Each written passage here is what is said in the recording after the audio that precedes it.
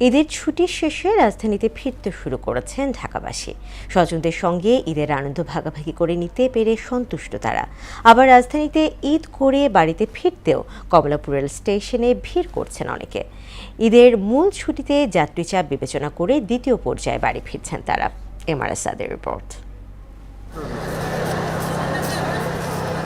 ঈদের ছুটি শেষ হলেও শেষ হয়নি ঈদের আমেজ। রাজধানীর কমলাপুর রেল স্টেশনে রোববারও ঢাকা ছেড়েছেন অনেকে। টিকিট সংকট আর কাজের চাপে যারা যেতে পারেননি তারাই মূলত ছুটির শেষ দিনে এসে রাজধানী ছাড়ছেন। আলহামদুলিল্লাহ ভালো, সবার সাথে দেখা হয়েছে।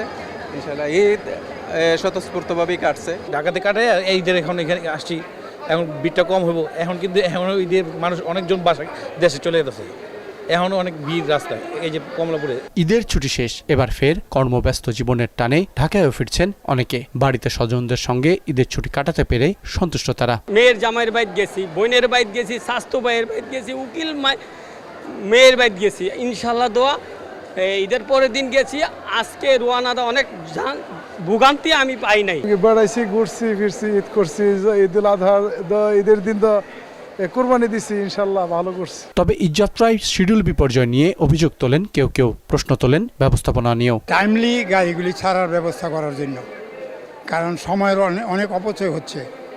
এই জন্য আমাদের দেশ উপরে যাইতে, উন্নত হইতে অনেক বাধাগ্রস্ত হচ্ছে। দেখা গেছে দীর্ঘদিন ধরে তো এরকমভাবেই চলছে।